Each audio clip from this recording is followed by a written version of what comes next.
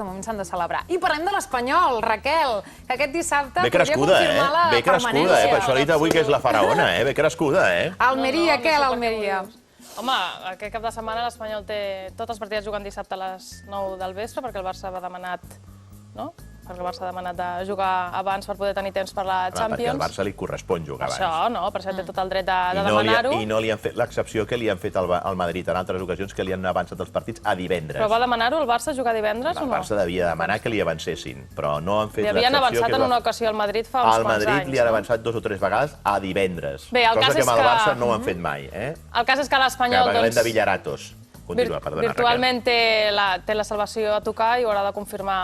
Per sort, depèn d'ell mateix i aquest cap de setmana dissabte ho pot acabar de fer matemàticament davant l'Almeria. I aquesta setmana la salvació potser ha quedat més diluïda entre els rumors de fitxatges. Parlaven de Tamudo, aquesta setmana s'estava dient que potser havia pres la decisió personal de marxar, jo no estaria tan segura. En qualsevol cas, s'haurà d'esperar que matemàticament l'Espanyol estigui salvat i la setmana que ve segurament tindrem l'aigua clara de tot això. No sé, a mi personalment com a perica potser sí que m'agradaria que Tamudo tingués alguna mena de continuïtat, perquè si no es perdrà el trasllat al nou estadi i no podrà jugar com a jugador de l'Espanyol a Cornellà.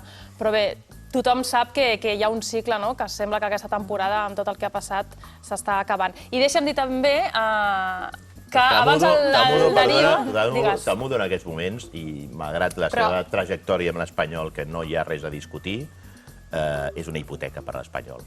I si Tamudo verdaderament li vol fer un favor a l'Espanyol, hauria d'arribar a un acord per donar via. Això jo crec que ni tu ni jo sabem els termes econòmics. Evidentment, però que Tamudo en aquests moments és més una rèmora que una altra cosa. Home, rèmora no tant com a rèmora, no. Molt ràpid, molt ràpid. Tenint en compte, perdona, el que cobra, l'Espanyol no pot... Tu saps el que cobra exactament el Tamudo?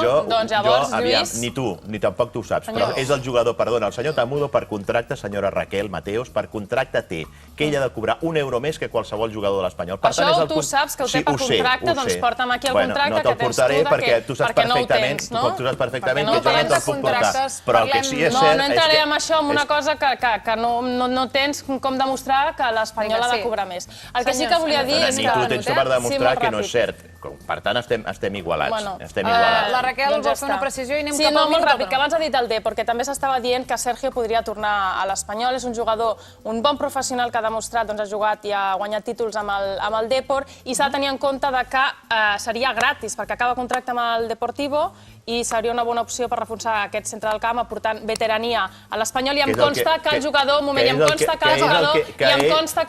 està predisposat a poder tornar. Així que Dani Sánchez Llibre, després de la salvació matemàtica... L'Espanyol no té prou veterania que li fa falta més veterania. Les llums, perquè això vol dir que ens hem de preparar